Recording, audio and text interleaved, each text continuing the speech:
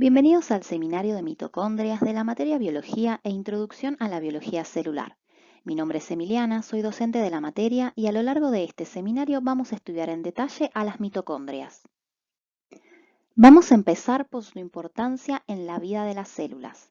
Nuestro objetivo será también conocer su estructura y entender cómo la misma permite que la mitocondria lleve adelante sus funciones, tanto las que se relacionan directamente al metabolismo celular como las que no.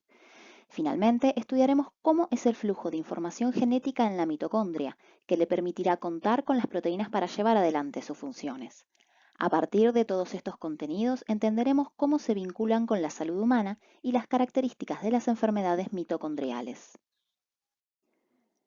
Como fuimos viendo en temas anteriores, para asegurar el correcto funcionamiento de la célula, esto es, por ejemplo, mantener su estructura, desplazarse, reproducirse, crecer, programar su muerte, entre otros, resulta fundamental que las mismas puedan generar energía a través del metabolismo energético y la producción de ATP, siendo la mitocondria la organela responsable de generar la mayor parte de la energía útil derivada de la degradación de los lípidos y de los carbohidratos.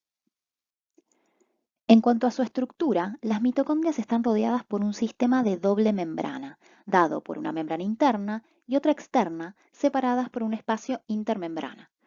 La membrana interna forma numerosos pliegues que se denominan crestas y se extienden hacia el interior del orgánulo o matriz. En la matriz podemos encontrar los ribosomas y el ADN mitocondrial. A su vez, insertas en la membrana interna, podemos encontrar proteínas muy importantes en la función de producción de ATP, como por ejemplo la ATP sintasa. Todas ellas serán estudiadas en detalle en el seminario de respiración celular. Como podemos ver en estas imágenes obtenidas del microscopio electrónico, la forma, el tamaño y la cantidad de mitocondrias en una célula es variable. Estas características dependerán del metabolismo basal de la célula en cuestión. Por ejemplo, los hepatocitos son células que cumplen diversas funciones con gran requerimiento de energía. Por ejemplo, la producción de albúmina, de factores de coagulación, la detoxificación, por lo cual presentan un número elevado de mitocondrias. Por su parte, los glóbulos rojos, que no sintetizan proteínas ni lípidos, no las poseen. A su vez, en ciertos tipos celulares, las mitocondrias tienden a localizarse en la proximidad de áreas de gran consumo de energía, como es el caso de las sinapsis neuronales. Como dijimos anteriormente, la viabilidad de la célula depende del funcionamiento eficaz de las mitocondrias, ya que son las principales fuentes de energía celular. Esta energía proviene de la degradación oxidativa de la glucosa y de los ácidos grasos. Dentro del proceso de la oxidación de la glucosa se encuentra la glucólisis como etapa inicial y tiene lugar en el citosol de la célula, donde la glucosa es convertida a piruvato. Este, posteriormente, es transportado a la matriz mitocondrial, donde ocurre su oxidación inicial a un compuesto denominado acetil-CoA, que luego es degradado hasta dióxido de carbono a través del ciclo del ácido cítrico o ciclo de Krebs. Por su parte, la oxidación de los ácidos grasos también produce acetil-CoA en la matriz mitocondrial, que de forma similar es metabolizado por el ciclo del ácido cítrico. Como pueden ver en la imagen, en el ciclo del ácido cítrico, la oxidación del acetil-CoA a dióxido de carbono está acoplada a la reducción de las coenzimas NAD y FAD a NADH y FADH2 respectivamente.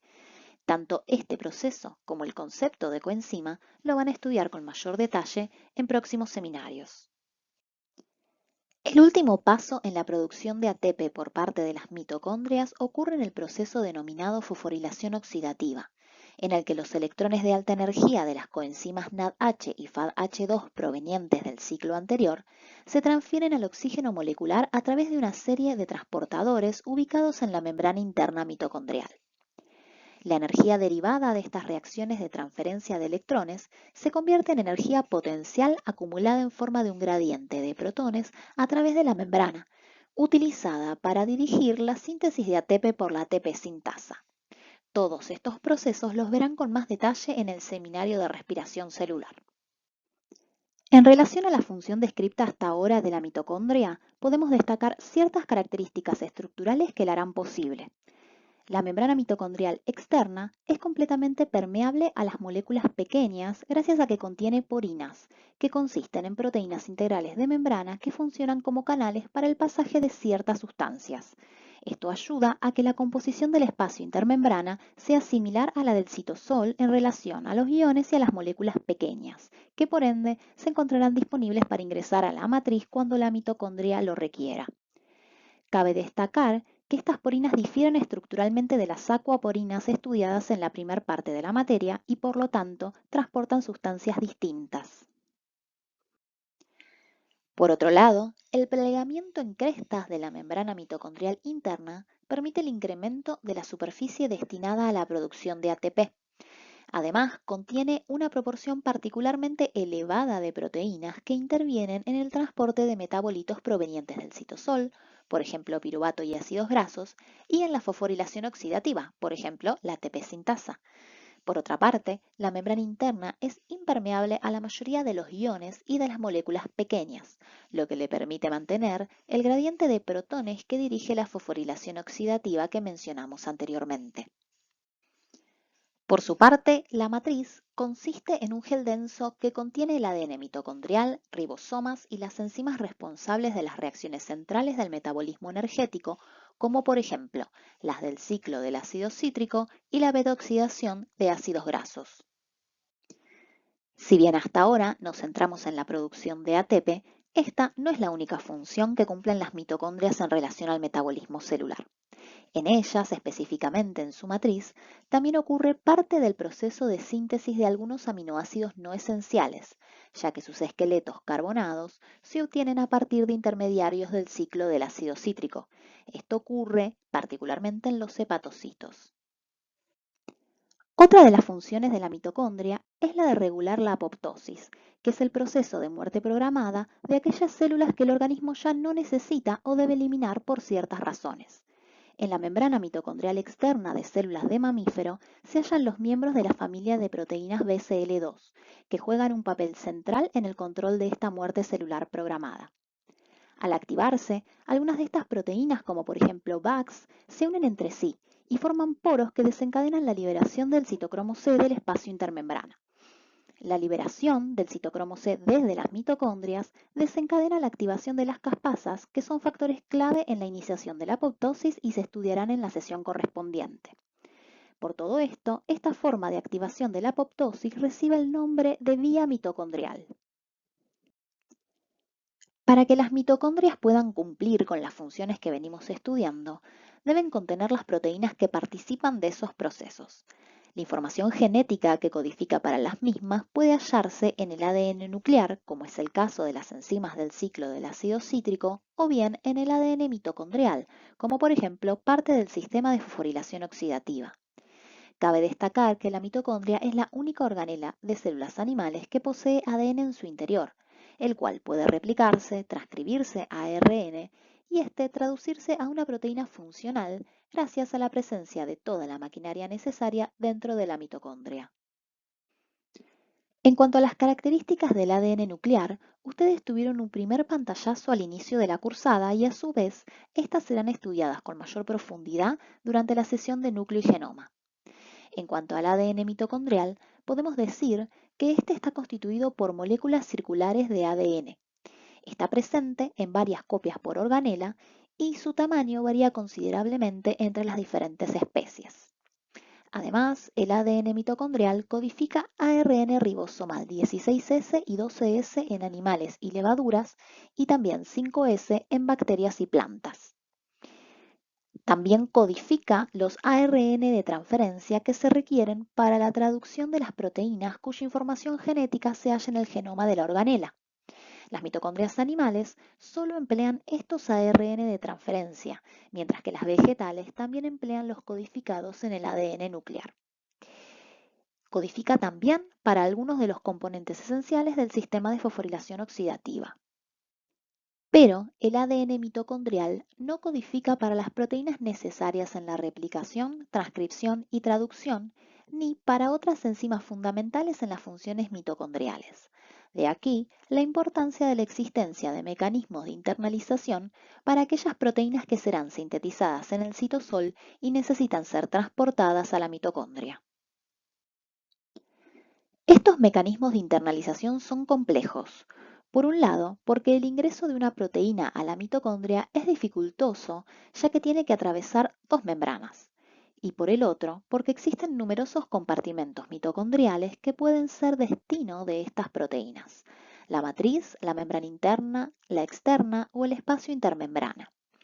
En base a esto, la proteína a ser internalizada debe contar con una o varias señales de localización, que serán reconocidas por receptores específicos y emplearán traslocones específicos que en su conjunto dirigirán el traslado al compartimento mitocondrial donde dicha proteína cumple su función.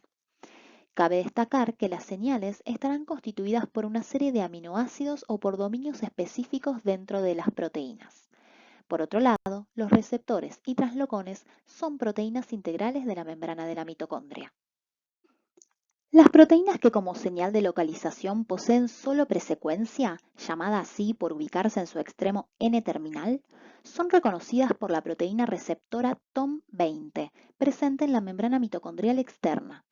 De allí será transferida a la proteína TOM40 para ser traslocada a través de la membrana.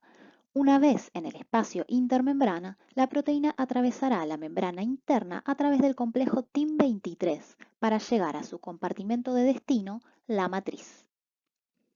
Las proteínas que poseen solo señal interna, en cambio, son reconocidas por la proteína receptora TOM70 de la membrana mitocondrial externa. De allí será transferida a la proteína TOM40 para ser traslocada a través de la membrana hacia el espacio intermembrana y luego al traslocón TIM22 en la membrana interna. En este ocurre una translocación parcial, ya que las señales internas de detención de la transferencia causarán su salida lateral del traslocón y su inserción final en la membrana interna. Las proteínas que poseen tanto una presecuencia como una secuencia de señal interna ingresan por el complejo TOM20-TOM40 mencionado anteriormente. Si la proteína posee dominios transmembrana de alfa hélices, saldrá del complejo TOM40 lateralmente para permanecer en la membrana externa. Si no los posee, terminará de atravesar la membrana externa y la señal interna será reconocida por chaperonas específicas para cisteína que harán que la proteína permanezca en el espacio intermembrana como compartimento de destino. Quizás se pregunten qué pasa con las proteínas que se sintetizan dentro de la mitocondria, pero cumplen sus funciones en otro compartimento distinto a la matriz. Estas proteínas poseen una señal reconocida por la translocasa OXA1 presente en la membrana interna. La proteína a su vez puede presentar una señal de detención de la transferencia y permanecer en la misma o no presentarla y seguir su camino hasta el espacio intermembrana. Algo importante a tener en cuenta es que como para atravesar membranas las proteínas deben estar al menos parcialmente desplegadas, todos estos procesos son asistidos por chaperonas. Les propongo que en base a lo visto hasta ahora, piensen cuál sería un camino factible que seguiría una proteína ARN polimerasa mitocondrial. Para eso, pregúntense dónde está codificada esta proteína y dónde ejerce su función. Al igual que el ADN nuclear, el ADN mitocondrial es susceptible de sufrir mutaciones, es decir, alteraciones en su secuencia. Estas alteraciones pueden traducirse en proteínas mitocondriales anómalas o incluso ausentes que causarán enfermedades con características particulares entre las que podemos destacar que las manifestaciones clínicas afectarán a aquellos órganos con mayor requerimiento energético, como por ejemplo el cerebro, el músculo esquelético, el corazón, que presentan herencia materna. Esto es así, ya que todas las mitocondrias del óvulo fecundado las aporta el ovocito y no el espermatozoide, por lo que las mutaciones en el ADN mitocondrial son transmitidas a la siguiente generación por la madre. Por último, podemos decir que las enfermedades mitocondriales poseen baja prevalencia, es decir, de las personas que tienen esas mutaciones, solo se desarrolla la enfermedad en pocos casos.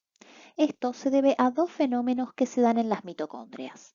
Uno es la heteroplasmia, que significa que cada una de las células de un organismo puede contener una mezcla de mitocondrias con ADN mutado y con ADN normal, y a su vez cada mitocondria puede contener moléculas de ADN mutadas y normales. Otro de los fenómenos que ocasionan esto es la segregación mitótica, en la que las mitocondrias se distribuyen azarosamente entre las células hijas, variando así la población de mitocondrias a medida que las células se dividen. Para finalizar con este seminario, destaquemos la importancia del estudio de la mitocondria en el campo de las ciencias de la salud, ya que la identificación de las mutaciones mitocondriales permiten realizar un diagnóstico molecular de la enfermedad y a su vez reconocer la proteína afectada permite interpretar las manifestaciones clínicas y optimizar los tratamientos. Por último, quería recordarles que acudan a la bibliografía, vean las tutorías, resuelvan las autoevaluaciones y usen los foros de consultas.